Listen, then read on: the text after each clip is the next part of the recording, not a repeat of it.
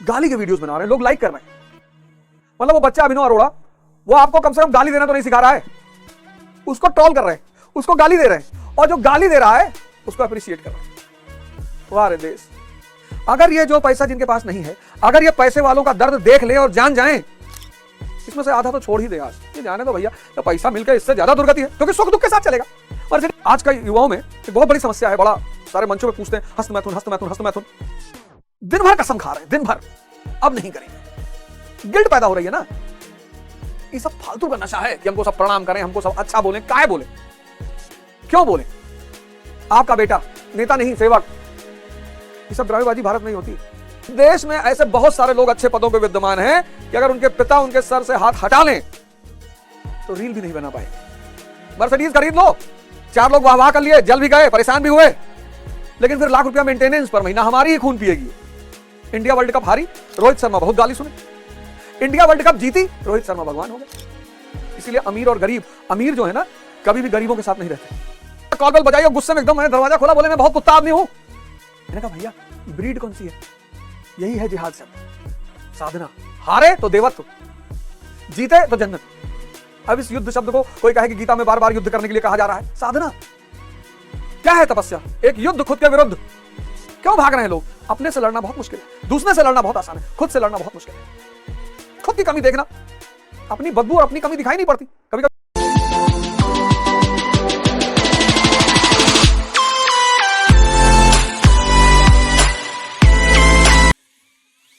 जय Hind friends, good. और आप सभी लोगों को भविष्य की उच्चतम शुभकामनाएं। जीवन एक उद्देश्य है, बहुत प्यारा उद्देश्य है जीवन का, और खासकर मानव जीवन। मतलब मैं पहले सुनता था कि बड़ा भाग्य मानव मानुष तन पावा, तो मुझे लगता था कि यार ऐसा क्या भाग्य है मानव के तन में कि भाई बड़ा भाग्य मानुष तन पावा। खैर भगवान की असीम और गुरु भगवान की बड़ी असीम कृपा रही कि यह बात समझ में आई। मानव जो है ये एक्स से शुरू होकर भगवान बनने की क्षमता रखता है, अपने वास्तविक स्वरूप को जानने की क्षमता रखता है। वृक्ष कबहु नहीं फल बके, नदी न संचय नीर, और परमारथ के कारणे साधुन धरा शरीर।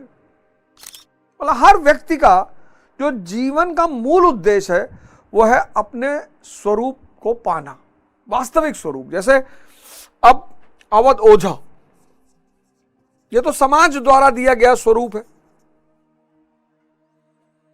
ये तो समाज का आइडेंटिटी है, ये तो समाज ने दिया अवध ओझा। लेकिन अवध ओझा वास्तविक रूप में क्या है, उस वास्तविक स्वरूप की खोज। अब इसमें बड़ी सारी चुनौतियां खड़ी होती हैं कि आदमी क्या जीवन छोड़ दे, संसार छोड़ दे, जिंदगी छोड़ दे, परिवार छोड़ दे? ना, कुछ भी छोड़ने की जरूरत नहीं है, कुछ भी छोड़ने की जरूरत नहीं है। आपको एक अच्छा गुरु प्राप्त करना है जो आपको बताएगा कि भैया शक्ति ही भगवान है। भगवान की डेफिनेशन क्या है? भगवान की डेफिनेशन है ओमनीसिएंट, ओमनीपोटेंट, ओमनीप्रेजेंट। भगवान की डेफिनेशन और कोई थोड़ी है, भगवान की सिर्फ एक डेफिनेशन है, एकमात्र डेफिनेशन है भगवान की। ओमनीपोटेंट, सर्वशक्तिमान। ओमनीसिएंट, सर्वज्ञाता। ओमनीप्रेजेंट, सर्वत्र विद्यमान। यही है भगवान की परिभाषा। ओमनी, ओमनीपोटेंट, सर्वशक्तिशाली। ओमनीसिएंट, सर्वज्ञाता। ओमनीपोटेंट प्रेजेंट, सर्व जगह विद्यमान। और इंसान की आत्मिक दौड़ है भगवान बनने की। अब हिंदुस्तान में आईआईटीएंस हैं, डॉक्टर्स हैं, जो बहुत अच्छे व्यवसाय माने जाते हैं, सीए हैं, बहुत अच्छे व्यवसाय माने आता है। सीए तो भारत में एक ऐसा व्यवसाय है जो मुझे लगता है कि लॉयर के बाद सबसे शक्तिशाली व्यवसाय है। अच्छा प्रोफेशन है, बड़ा सम्मानजनक प्रोफेशन है, और दुनिया के जितने पूंजीपति वो आपको गुड मॉर्निंग कहेंगे, पता नहीं कौन सा पेच आप घुमा दो ले आगे। पर जिसको पूंजीपति सलामी कर रहे हैं वो सीए। पूंजीपति कहां किसी को सलामी करेगा। सीए बहुत पावरफुल प्रोफेशन है। भारत में बहुत सारे, लगभग सारे प्रोफेशन अच्छे, लेकिन कुछ प्रोफेशन बहुत अच्छे। जैसे मैंने देखा सीए का प्रोफेशन बहुत अच्छा है, मेडिकल का प्रोफेशन बहुत अच्छा है, इंजीनियर का प्रोफेशन, ये सब प्रोफेशन। लॉयर तो खैर मेरी नजर में सबसे बेहतरीन प्रोफेशन लॉयर का है, सबसे बेहतरीन प्रोफेशन। आप अच्छे वक्ता हैं, आप अच्छा पढ़ना जानते हैं, आप अच्छी बहस कर लेते हैं, लॉयर का प्रोफेशन बहुत अच्छा। लेकिन ये सारे के सारे सिविल सर्विस की प्रिपरेशन में आते हैं, सारे के सारे ये सारे आते हैं सिविल सर्विस की प्रिपरेशन में। ये बड़ी आश्चर्य की बात है। क्यों?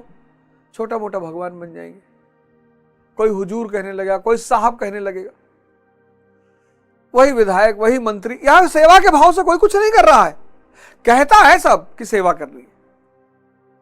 पोस्टर बनवाए हैं, बहराइच का बेटा, आपका बेटा, नेता नहीं सेवक।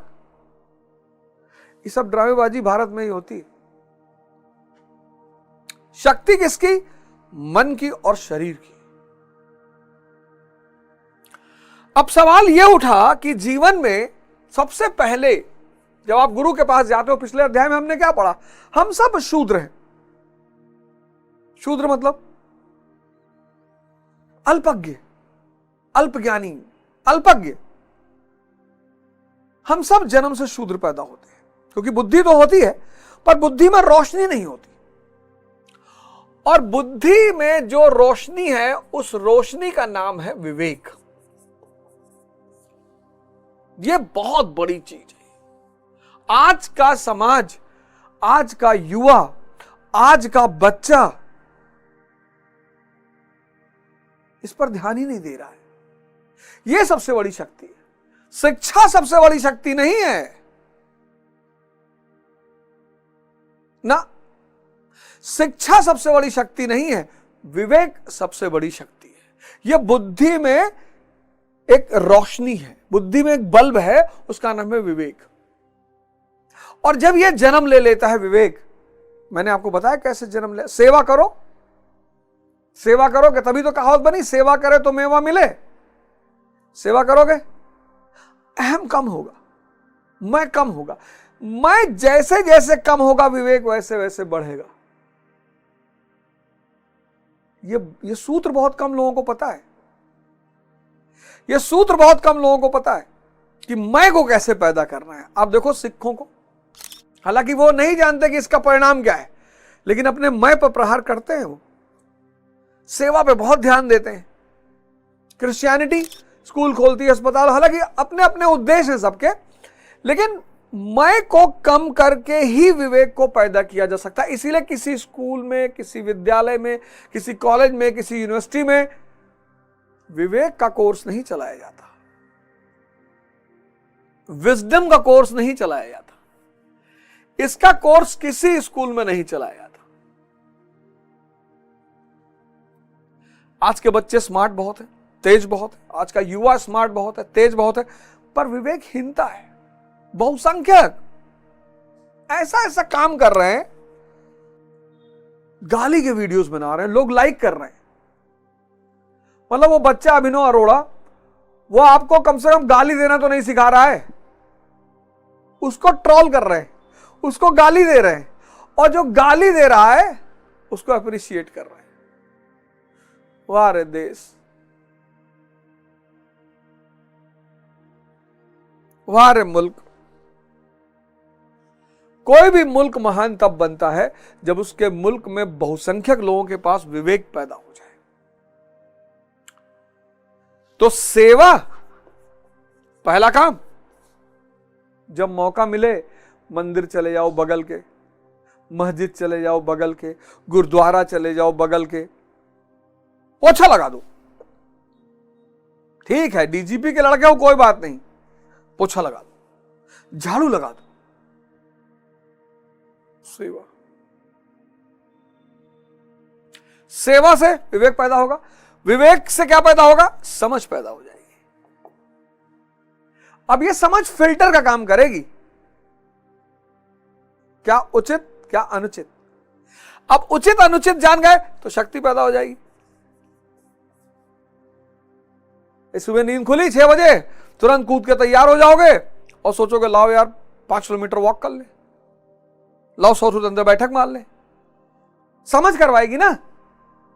और जैसे जैसे शक्ति बढ़ेगी वैसे वैसे सफलता भी बढ़ेगी। यही सिद्धांत है, बाकी कोई सिद्धांत नहीं है। यहीं से खेल शुरू होता है। जो लोग पदों पे हैं, आज परिवारवाद क्यों बढ़ रहा है? क्षमता विहीन लोग हैं ना। तो बाप ताकतवर है तो पुत्र को भी अपनी जगह पे स्थान दिलवा दिया। पुत्र की अपनी क्षमता नहीं है। इस देश में ऐसे बहुत सारे लोग अच्छे पदों पे विद्यमान हैं कि अगर उनके पिता उनके सर से हाथ हटा लें तो रील भी नहीं बना पाएंगे। इसीलिए परिवारवाद बढ़ रहा है। जो परिवारवाद बढ़ रहा है इसकी वजह ही यही है।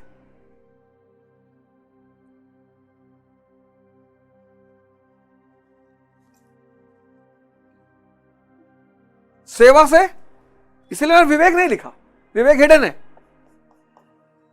समझ, समझ से शक्ति, शक्ति से सफलता। अब ये जो स्वर में स्थापित होने की स्थिति है, यह बहुत बड़ी बात है। इसी को थोड़ा और एक्सप्लेन किया गया 38वें श्लोक में। अब एक बार विवेक पैदा हो गया, विवेक, अब देखना ये विवेक क्या क्या करेगा।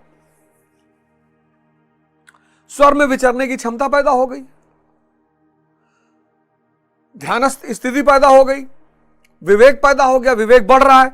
तो जब विवेक बढ़ेगा, इस प्रकार सुख दुख लाभ हानि जय पराजय को समान समझकर तू युद्ध के लिए तैयार हो। जिसके पास भी विवेक है उसको पता है सुख क्या है, उसको पता है जय क्या है, लाभ क्या है। ये सब बाह्य के खेल हैं, बाह्य माया के खेल हैं। ये सब माया के खेल हैं और सब बाहर जगत में है। रसगुल्ला खा रहे हो, सुख मिल रहा है। शुगर बढ़ रही है, दुख मिल रहा है। सुख बिना दुख के रह ही नहीं सकता। आनंद स्थिति है, इसलिए गोल आनंद होना चाहिए, सत्य चित आनंद। न बंधु न मित्रम न गुरुओ न शिष्यम चिदानंद स्वरूपा शिवोहम शिवोहम। आनंद स्थिति है, आंतरिक स्थिति। मन विचार शून्य, थॉटलेस, विचार शून्य, थॉटलेस। बाहर से कितना भी कंकड़ मारा जा रहा, पत्थर मारा जा रहा, गाली दी जा रही, कोई फर्क ही नहीं पड़ रहा है। स्थिति है। आनंद जो है यह स्थिति है, साधना से आती है। सुख जो है यह माया है। एक तो दूसरे पे निर्भर करता है ये सुख। सुख हमेशा दूसरे पे निर्भर करेगा। पत्नी का सुख, धन का सुख, गाड़ी का सुख, मकान का सुख, सुख की एक विशेषता, यह हमेशा दूसरे पर निर्भर करता है और धन व्यय होता है। आज सारे लोग धन की दौड़ में क्यों है? आनंद किसी को चाहिए ही नहीं, सबको सुख चाहिए। तो वो जो विवेकशील है उसको समझ में आ गया कि अरे सुख मतलब दुख को इनविटेशन। मर्सिडीज खरीद लो, 4 लोग वाह वाह कर लिए, जल भी गए, परेशान भी हुए, लेकिन फिर लाख रुपया मेंटेनेंस पर महीना हमारी ही खून पिएगी। ये विवेक का स्वर, जैसे स्वर में आप स्थित होगे विवेक का विकास होगा। और जब विवेक का विकास होगा तो सुख दुख समझ में आएगा। जय पराजय खेल है। इंडिया वर्ल्ड कप हारी, रोहित शर्मा बहुत गाली सुने। इंडिया वर्ल्ड कप जीती, रोहित शर्मा भगवान हो गए। लाभ हानि। जिसने भी सिद्धार्थ को घर छोड़ते हुए देखा उसको लगा देखो पगलाएंगे, राजमहल छोड़ दीन भैया, राजा राजमहल छोड़ दीन, गए अब भीख मंगिए। बुद्ध के समय के लोग अगर आज आ जाएं तो बड़े चकित हो कि बुद्ध भगवान है।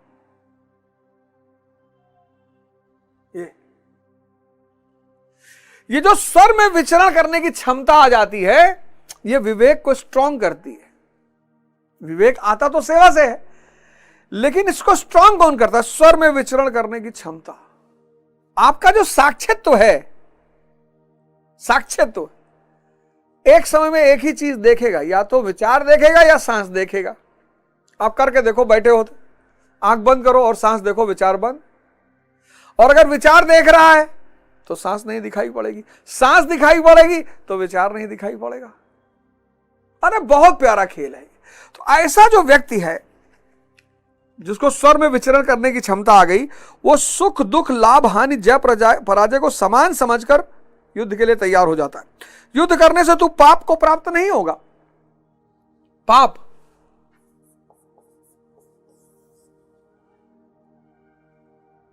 पाप क्या है? मूर्छा। मूर्छा पाप है।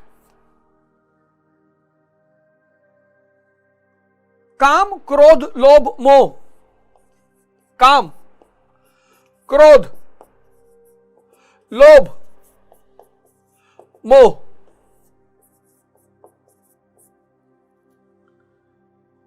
लाओ त्से के गुरु की डेथ हो रही थी, मृत्यु हो रही थी, तो लाओ त्से ने कहा कुछ सूत्र बता दीजिए, जाते जाते कुछ और सूत्र बता दिए। तो उसने कहा एक सूत्र बता देता हूं, मुझे जीवन भर बड़ा काम आया। कहा अच्छा विचार आया उसे तुरंत कर डालना, किसी को दान देना है, किसी की सेवा करनी है। और बोले क्रोध आए 24 घंटे रुक जाना। ये चारों जो है ये मूर्छा का परिणाम है, चारों।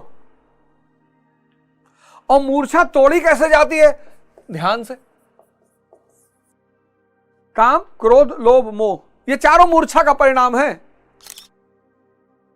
क्रोध में आदमी ने ऐसे ऐसे कांड कर डाले, बाप को मार डाला, मां को मार डाला, भाई को मार डाला, बहन को मार डाला, बीवी को मार डाला, पति को मार डाला, बाद में बहुत पछताए। वही हाल इसका भी है। कहते ना आंखों पे पर्दा पड़ गया। जब ये हावी होते हैं बस आज्ञा चक्र ब्लॉक हो जाता है।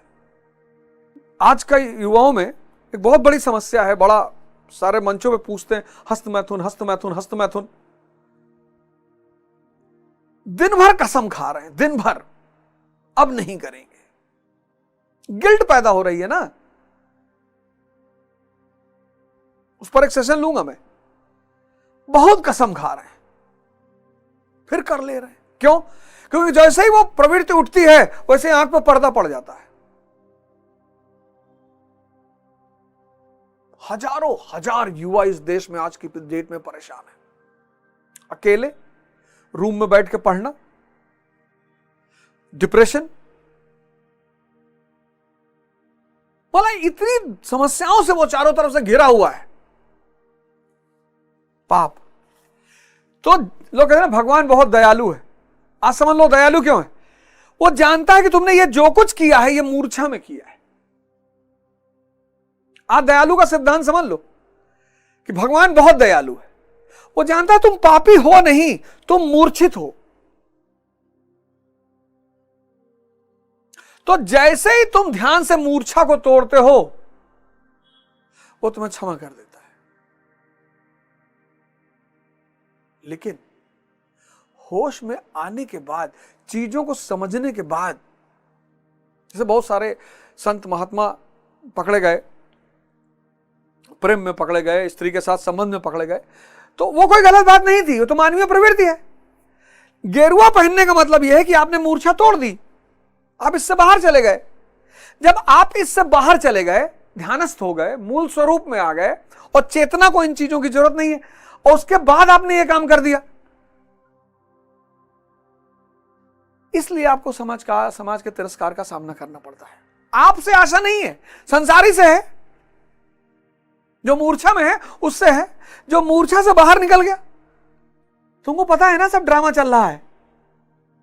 पर अगर अरहत नहीं हो पाए लेकिन इस साधना पथ पे चल रहे हो तो अगले जन्म में वो देवत्व बना रहेगा। अगर इन सारे दुष्चक्रों से बाहर निकलना है, इन सारे सुख ये दुख का सगा भाई है, जहां जहां है वहां दुख लिए बैठा है। इसीलिए अमीर और गरीब, अमीर जो है ना कभी भी गरीबों के साथ नहीं रहते। इसलिए जब से दुनिया शुरू हुई और समाज बना और शहर पैदा हुआ, तब से शहर का बंटवारा है, upper town, lower town, posh area है। फलाने पॉश एरिया में रहते हैं, कोई पॉश वॉश एरिया में नहीं रहते। ये अमीर जो है ना, सो कॉल्ड, ये चाहते हैं कि लोगों का भ्रम ना टूटे। औरा गरीबों को हमेशा लगे, जिनके पास पैसा नहीं है, कि यार पैसे में ही खुशी है। वो अंधे की कहानी है ना, कि भगवान को देखने के लिए उसने अपने आप को अंधा कर लिया और भगवान दिखे नहीं। तो गांव वाले ने पूछा, अरे कहा भैया चारों तरफ, अरे मिल गए भगवान, अरे मिल गए। पूरे गांव ने अपनी आंख फोड़ ली। अगर ये जो पैसा जिनके पास नहीं है, अगर ये पैसे वालों का दर्द देख ले और जान जाएं, इसमें से आधा तो छोड़ ही दे। आज ये जाने दो भैया, तो पैसा मिलके इससे ज्यादा दुर्गति है, क्योंकि सुख दुख के साथ चलेगा। मर्सिडीज खरीद लो, सुख मिल गया, मेंटेनेंस, पेट्रोल। जय की चिंता करोगे, पराजय भी आ सकती है। साथ चलते हैं दोनों।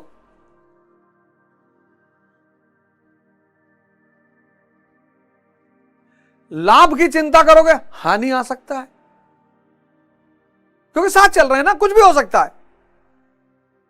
लेकिन जो स्वर में विचरण कर रहा है, विवेक जिसके पास है, वो सुख में खुशी नहीं होगा और दुख में दुखी नहीं होगा। समझ रहा है ना? ये तो नश्वर। तो बोले तू युद्ध कर, साधना कर। भगवान कृष्ण कर रहे हैं अर्जुन से, तू युद्ध कर, साधना कर। यही बात मैं तुम लोगों से भी कह रहा हूं, एकदम यही बात मैं तुम सबसे कह रहा हूं। साधना, सेवा करो, विवेक पैदा होगा, साधना करो। जिस दिन खुद से जीत जाओगे, संसार नतमस्तक किया हुआ दिखाई पड़ेगा। और क्यों करना संसार को नतमस्तक? ये सब फालतू का नशा है कि हमको सब प्रणाम करें, हमको सब अच्छा बोलें। काहे बोले, क्यों बोले, क्यों बोले भाई? क्या क्या है, क्यों बोले आपको कोई अच्छा? उसकी मर्जी। लोग अपने आप को अच्छा नहीं बोलते। एक भाई साहब की पार्किंग में मैंने गाड़ी खड़ी कर दी, आए मेरे कमरे, बड़े गुस्से, दरवाजा कॉल बेल बजाई और गुस्से में एकदम मैंने दरवाजा खोला, बोले मैं बहुत कुत्ता आदमी हूं। मैंने कहा भैया ब्रीड कौन सी है? अब बताओ मैंने क्या गलत कहा उनसे? ब्रीड बता दो, शिटजू हो, जर्मन शेपर्ड हो, लेब्राडोर हो, पुटबुल हो। ट्रीटमेंट ब्रीड के हिसाब से ही तो होगा। फिर गुस्सा आ गया, बदतमीजी कर रहे हो। आप ही ने कहा भैया, अभी आपने कहा कि मैं बहुत कुत्ता आदमी हूं। आदमी से कह दो कि भगवान लग रहे हो, कहेगा काहे मजाक उड़ा रहे हो। आदमी से कह दो शेर लग रहे हो, तुरंत सांस अंदर खींचेगा। शेर भी तो जानवर ही है। साधना करो, कोई उपाय नहीं है जीवन में। विवेक पैदा होगा और विवेक इन सारे दुष्चक्रों से तुम्हें बाहर निकालेगा। आज तुम बड़ा डिप्रेस फील करते हो, तुम्हें काम तो इंद्रियों पर हो तो होगा ही। सेक्स की इच्छा होगी, अच्छे भोजन की इच्छा होगी, घूमने की इच्छा होगी, कपड़ा, ये सब इंद्रियों का खेल, इंद्रियों से जुड़ी हुई चीजें हैं, सेंसेस। और मूर्छा का परिणाम है। ध्यान करोगे, मूर्छा टूटेगी। अब तुम में से बहुत सारे लोगों ने अपने आप को घोर पापी मान लिया है कि मेरा तो उद्धार ही नहीं हो सकता, मैं पापी हूं। कुछ नहीं हो तुम मूर्छित हो। ध्यान करो, मूर्छा टूटेगी, तुम्हें हंसी आएगी, तुम्हें हंसी आएगी और दया आएगी। मैं सोचता हूं कि बुद्ध के पास इतनी करुणा। मैंने जब पहली बार पढ़ा कि एक आदमी आया उनके मुंह पे थूक दिया, अरे मैंने कहा इतने में तो गोली चल जाए यार, पहली बार जब मैंने पढ़ा। लेकिन जब विवेक पैदा होगा तो करुणा अपने आप पैदा होगी। विवेक सबसे जादुई चीज है, सबसे जादुई चीज है विवेक, यानी बुद्धि की रोशनी। और ध्यान उसको मजबूत करता है, विवेक को पैदा करता है। सेवा, याद रखना, सेवा पैदा करता है, ध्यान मजबूत करता है। और सारी उपलब्धि विवेक की है। अगर शिक्षा की सारी उपलब्धि होती तो एमएससी किया हुआ आदमी चपरासी बनने की लाइन में कभी ना खड़ा होता। सारी उपलब्धि विवेक की है। वो तुम किसी महान आदमी को उठा लो, गांधी जी को उठा लो, डॉक्टर अंबेडकर को उठा लो, राम मनोहर लोहिया को उठा लो, नेहरू जी को उठा लो, मोदी जी को, किसी को भी उठा लो, विवेक। पहले हमको भी लगता था कि यार सोने का अपना मजा है, 9-9 बजे 10-10 बजे तक सो रहा है। कोई सोने में जगा दे तो लगे इसकी जान ले ले, मार डालें इसको। अब लगता है कि यार जो लोग 4 बजे नहीं उठते वो भी कोई इंसान है यार। क्या आलम है सुबह 4 बजे का। ऐसा नहीं है, आज भी मैं कभी कभी 8-9 बजे मार ही देता हूं। तो कह रहे युद्ध मतलब साधना कर, कृष्ण कह रहे साधना कर। यही तो इस्लाम कहता है कि अगर तुम जिहाद करते हो तो जन्नत मिलेगी। यही इस्लाम कहता है। मुसलमान उसकी व्याख्या ही भूल गए। अब यहां युद्ध मार मारकाट की बात नहीं की जा रही है, साधना की बात की जा रही है। ऐसे जिहाद शब्द भी साधना है। यही है जिहाद शब्द, साधना। हारे तो देवत्व, जीते तो जन्नत। अब इस युद्ध शब्द को कोई कहे कि गीता में बार बार युद्ध करने के लिए कहा जा रहा है। साधना क्या है? तपस्या। एक युद्ध खुद के विरुद्ध। क्यों भाग रहे हैं लोग? अपने से लड़ना बहुत मुश्किल है, दूसरे से लड़ना बहुत आसान है, खुद से लड़ना बहुत मुश्किल है। खुद की कमी देखना, अपनी बदबू और अपनी कमी दिखाई नहीं पड़ती। कभी कभी आप देखो, मोजा जूता पहन के आए, जूता बाहर उतार दिए, मोजा पहन के अंदर घुसे कमरे में, पता लगा सामने वाले 2-3 लोग बेहोश हो गए। उनको नहीं पता चल रहा है जो पहने हैं। अपनी बदबू, अपनी कमी दिखाई नहीं पड़ती। तो उन्होंने कहा, यह बुद्धि की बात की गई। ज्ञान योग और कर्म योग दोनों एक ही चीज है, दृष्टिकोण का अंतर है। ज्ञान योग, बहुत लोग कहते हैं कि हम समझ गए कि हम ब्रह्म हैं, अब कुछ नहीं करना। कर्म साधना दोनों में समान है। साधना जो है वो दोनों में समान है, दृष्टिकोण में फर्क है। यहां इष्ट शामिल है। इष्ट,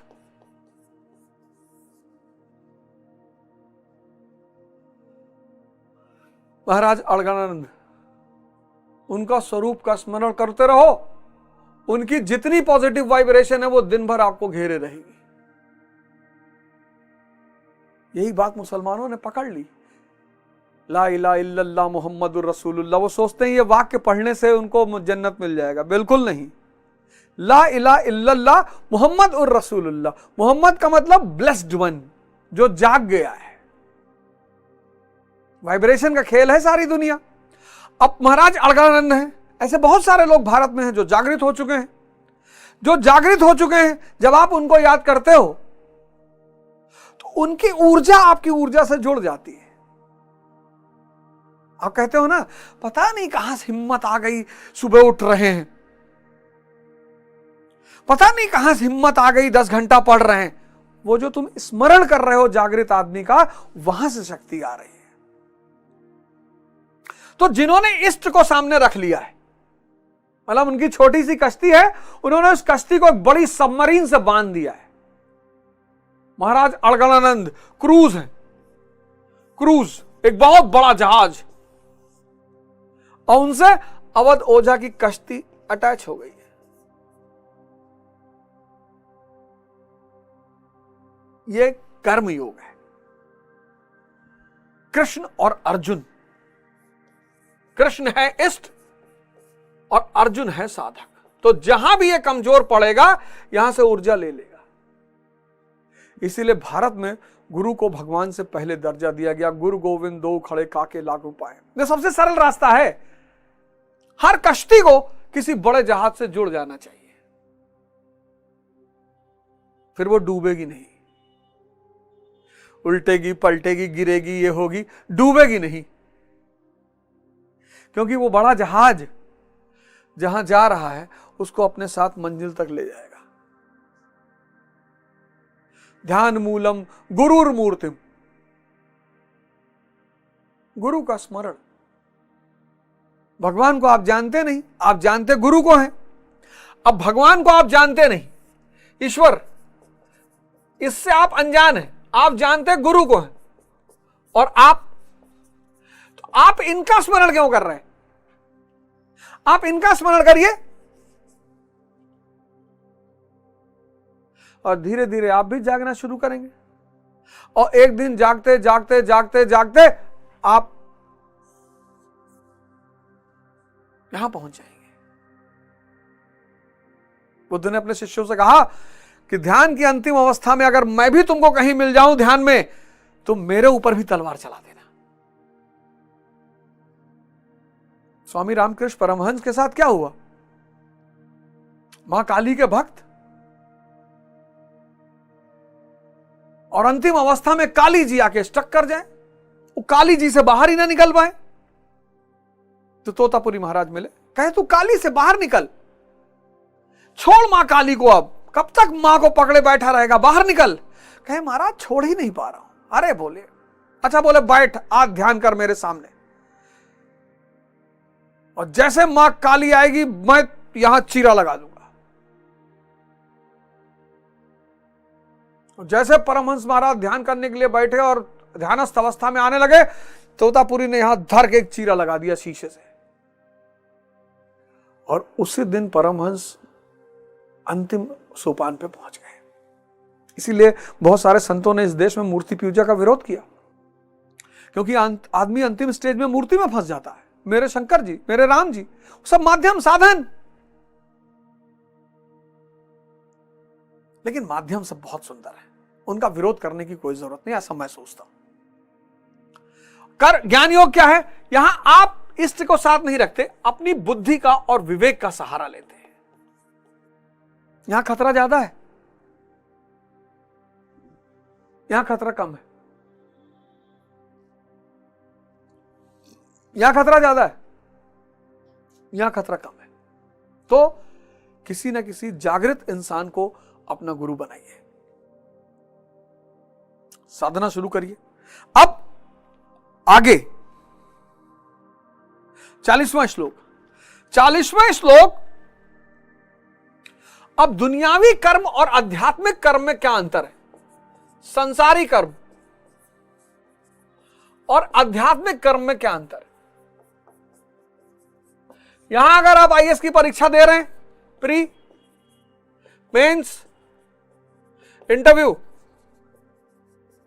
और अगर आप इंटरव्यू में फेल हुए तो फिर से प्री देना है, बीज का नाश हो जाता है। यहां अगर आप प्री में पास हो गए तो पास, आप दोबारा प्री नहीं देना। यहां अगर आप मेंस में पास हो गए तो पास, हमेशा के लिए पास। तभी तो जीते तो महामाहिम ब्रह्म और हारे तो देवत्व। प्री अगर निकल गया तो हमेशा के लिए निकल गया, आप दोबारा प्री कभी नहीं देना। अगले जन्म में जब आप शुरुआत करोगे तो मेन से शुरुआत करना है। मेंस अगर निकल गया तो अगले जन्म में आप फिर इंटरव्यू के लिए सीधे बुलाए जाओगे, आपसे कोई मेंस नहीं लिया जाएगा। इसलिए बहुत सारे संत हुए, आप देखोगे एक बैग संत बन गए।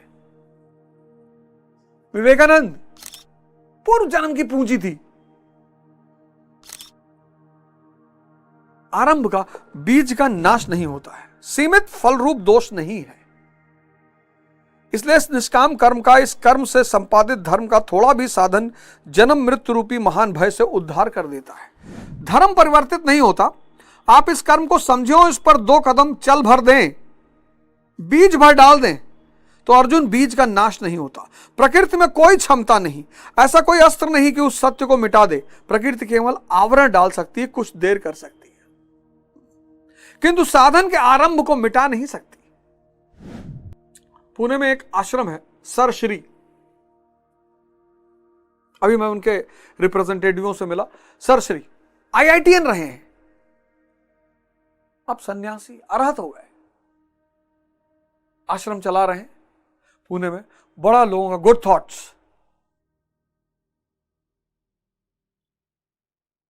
आप बहुत लोगों को जीवन में देखोगे कि पैदा हुए, आर्मी ज्वाइन की, डॉक्टर बने, इंजीनियर बने, आईएएस बने, और फिर एक बैग सन्यास। यही बात यहां है कि प्रकृति केवल आवरण डाल सकती है। हो सकता है कुछ इंद्रिय विषय भोग बचा हो, आपकी तमन्ना बची रह गई हो, किंतु साधन के आरंभ को मिटा नहीं सकती। आगे श्री कृष्ण ने बताया कि सभी पापियों से भी बड़ा पापी ही क्यों ना हो, ज्ञान रूपी नौका द्वारा निसंदेह पार हो जाएगा। बिल्कुल, पाप मतलब मूर्छा। आज क्या हुआ, आज मूर्छा बढ़ रही है। आप रील्स देखो,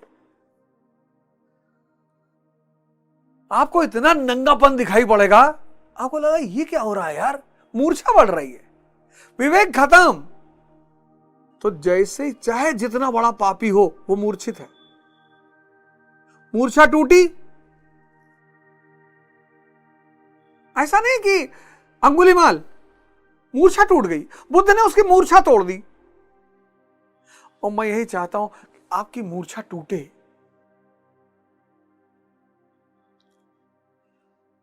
आप जितने युवा लोग हो, मतलब मुझे सबसे हाथ जोड़कर निवेदन है, आप बस कुछ काम में मैं जो कह रहा हूं उसको शुरू कर दो।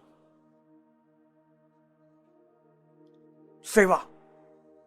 तुम्हारे घर के बगल मंदिर है, इलाहाबाद में रहते हो, सिविल लाइन हनुमान जी का मंदिर है, सिर्फ प्रसाद चढ़ाने मत जाओ, जाओ पोछा लगा दो पूरे मंदिर में, देखने दो जिसको देख रहा है। तुम कहोगे अरे यार पापा हमारे डीजीपी हैं, होंगे वे, तुम थोड़ी हो। भगवान कृष्ण का नाम सबको पता है, सांब, उनके बेटे का नाम बहुत कम लोगों को पता है। तुम्हारे घर के बगल में मस्जिद है, जाओ सफाई कर दो, झाड़ू लगा दो।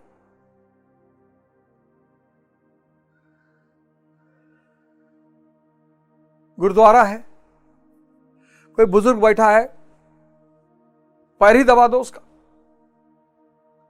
सेवा करोगे, मैं गिरेगा, मैं गिरेगा। आज शिक्षक क्या कर रहा है, आज शिक्षक अपने छात्र के मैं को स्ट्रांग कर रहा है। अच्छा बेटा तुम्हारे पापा डीएम है, ओहो पापा से कहना, जरा पापा से मिलाना किसी दिन। शिक्षक अपने स्टूडेंट से कह रहा है कि अपने पापा से एक दिन मिलाना बेटा, पापा आपके डीएम है, अच्छा मैं आऊंगा एक दिन आपके घर। वो यह नहीं कह रहा अपने पिताजी से कहना आगे हमसे मिले। अगर पिताजी मिनिस्टर हैं, कह रहा अच्छा आप मंत्री जी के बेटे हैं, ओहो हो, अरे आप ये सब चिंता पास वास होने की क्यों कर रहे हैं, मैं देख लूंगा ना। यही सब बर्बाद किए दे रहे हैं। अरे आप बजाज साहब के बेटे हैं,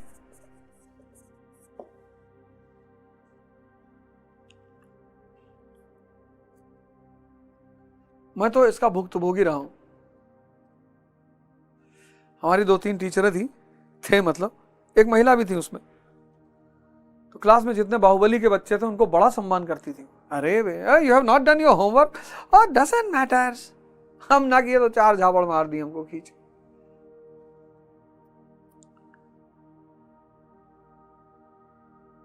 पूरी क्लास में वही एक आदमी था जिसके पिताजी पोस्ट ऑफिस में थे, बाकी डॉक्टर, इंजीनियर, आईएएस, फलाना, पूंजीपति। ये शिक्षक, ये स्टूडेंट के मैं को खत्म नहीं कर रहा, उसको बढ़ा रहा है। अच्छा बेटा तो पापा डीएम है। 25 साल के शिक्षा कैरियर में, 25 साल, कोई आईएएस अधिकारी ये नहीं कह सकता कि अवध ओझा मुझसे मिलने आए थे ऐसे ही।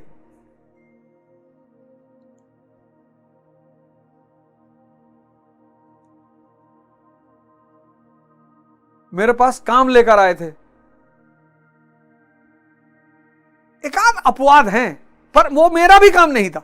ये भी है भलाई में, कोई परेशान था, मुझे पता चला फलाने की पोस्टिंग वहां है, मैंने कहा चलो मैं कह देता हूं। मेरे शहर गोंडा में इतने लोगों की पोस्टिंग हुई, इतने लोगों की, उसमें एक आध दो लोगों ने बुलाया, मैं गया नहीं, एक आदमी को छोड़कर, शशांक त्रिपाठी को।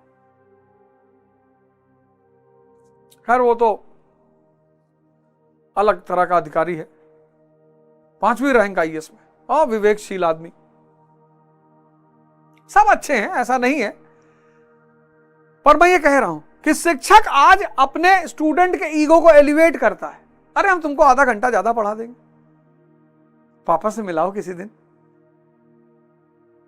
और पापा से मिल लिए तो गिरे जा रहे थे नमस्कार साहब, नमस्कार भैया पढ़ रहे, भैया बहुत पढ़ने में तेज। अरे भैया मारो 15-20 फाइट खींच के।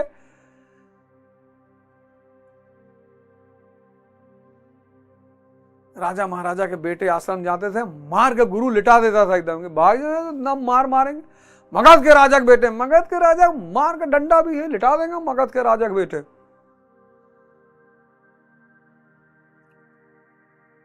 भिक्षा मांगने जाना पड़ता था गुरुकुल के लगभग छात्रों को, क्योंकि भिक्षा से अहम घटता है, चाहे जिसका बेटा हो, मगध के राजा का बेटा हो कि कौशांबी के राजा का बेटा हो, आंभी के राजा का बेटा हो, ये सब नियम थे इस देश की एजुकेशन प्रणाली में।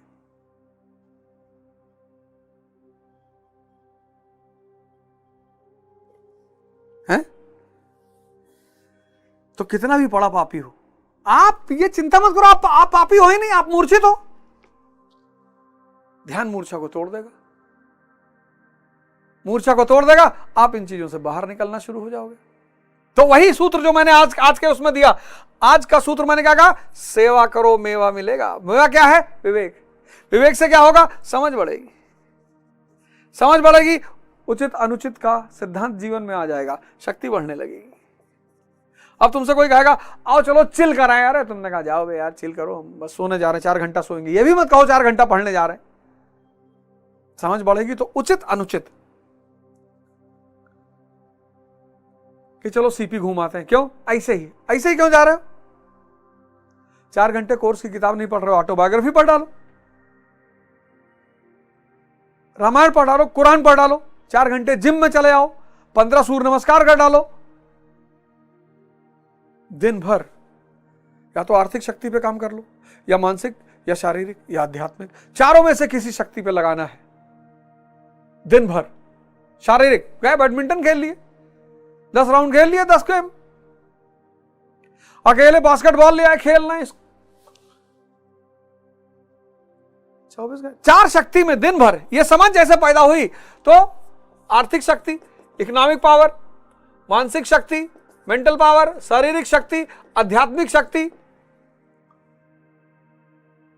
24 घंटा इसी में लगाओ। मानसिक शक्ति, कुछ पढ़ लो, नहीं मन कर रहा है 10 गेम खेल डालो, बैडमिंटन, स्विमिंग, मतलब तुम ये डिसाइड कर लो कि मुझे 10 घंटा शक्ति अर्जित करने में देना है, वो बढ़ने लगेगी शक्ति। जहां तुम शक्ति में इन्वेस्ट करने लगे, शक्ति बढ़ने लगी, और जैसे शक्ति बढ़ने लगेगी उपलब्धि होने लगेगी।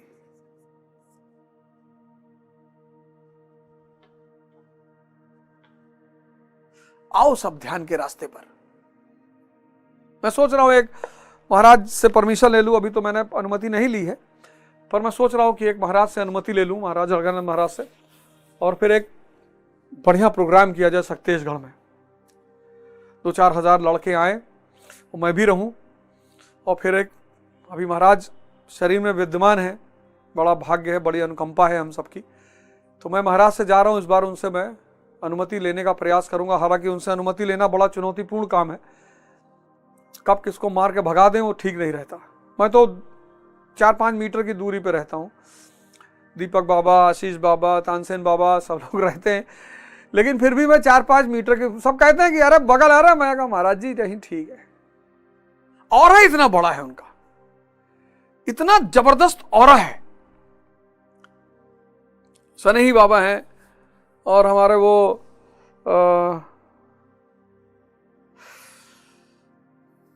अरे हमारे एक बाबा जी हैं, वो महाराज जी का भोजन वगैरह देखते हैं, राजस्थान से वो भी हैं। और उनको तो देख के और डर लगता है। भी नाम स्मरण नहीं आ रहा, मैं उनका नाम नहीं, बहुत बहुत वो जबान से बहुत कठोर है लेकिन दिल के बड़े प्रिय आदमी, दिल से बहुत प्रिय आदमी। वहां लगभग लगभग यही हाल है सारे संत महात्माओं का। तो मैं इस बार जाऊंगा तो कोशिश करूंगा कि महाराज जी से अनुमति लूं। और जनवरी में ठंडक थोड़ी कम होगी, फरवरी में, जनवरी में तो कुंभ रहेगा तो सारे लोग बिजी रहेंगे। तो फरवरी या मार्च में मैं उनसे अनुमति लेता हूं। अगर भगवान की आशीर्वाद रहा तो मैं चाहूंगा कि आप सब एक बार वहां पर आए और गीता का पाठ हो, और वहीं एक दिन आप लोग आश्रम में रहे और अपने अपने हिस्से का प्रसाद लेकर जाएं। जय हिंद, जय भारत।